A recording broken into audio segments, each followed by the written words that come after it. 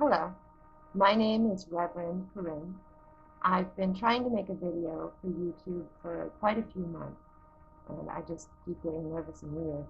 So I've been watching a lot of videos where people are just sitting in front of their computer and talking, and it seems as if setting doesn't matter, it's what they're saying that's important. So I figured I should just go ahead with that. What I'm saying should be more important than where I am and all the physicalities of everything else. So I'm a professional psychic. That's what's different about me. And I've been doing it for over 18 years, counseling our fellow human beings on their path to what I hope is enlightenment. And I really have enjoyed my clients over the years, and I feel that I've been privileged, very much so, to see into the depths of the human psyche in a way that I would never have the chance if I had some other kind of job established.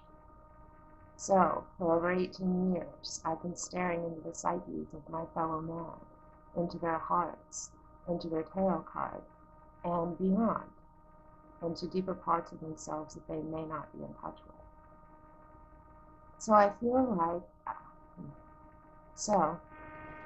I have a lot to share about our minds and how they work, our hearts and how they work.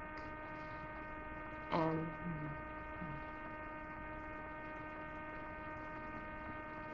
I love psychology.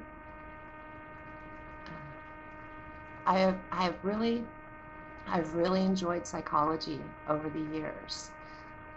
Now I'm coming to a point with psychology where I feel it is limiting. Psychology gave me labels for things that I couldn't convey, ideas that I couldn't convey to my fellow man. So how do you explain a subconscious unless you have the word subconscious to use? And it's even hard to define the word, yet we know exactly what it means. So therefore, psychology gave me a language with which to communicate to my fellow human beings what was going on. So that is why I was excited about psychology for so many years. Now I understand that most of the psychology that I enjoyed came from Carl Jung, Dr. Carl Jung, and Jungian psychology, and also more recently, transpersonal psychology. But I find all of these things have come from much older systems and have just been reworked, reworded, retuned so that we could understand them in modern times from our limited perspective. Jung studied Buddhism extensively and other religions extensively and took what was there, what was already established, and came up with a new way of conveying it here and now. We use Jungian language because he had a really great way of interpreting, of saying, this is what they're saying, so we'll say it this way. Because we couldn't say it the way they were saying it, because they weren't psychologists. They were spiritual people. They were trying to build psychology here, not spirituality. So I understand that Carl Jung was a doctor, and that indeed was his path, his role. And he certainly helped me from that perspective.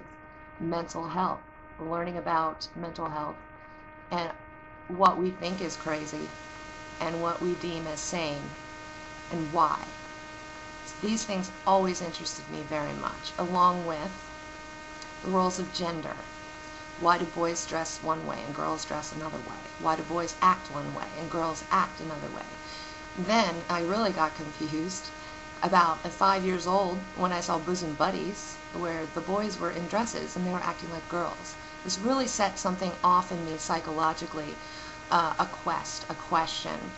Why do we have this gender issue? And I found in my late teens that if you put a man in a dress, he's going to act differently. He's going to have different characteristics. He's going to call upon a part of himself he's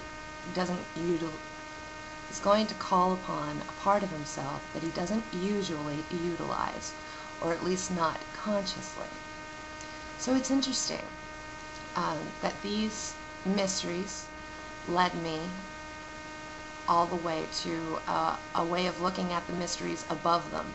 Basically, I've come to the end of the puzzle.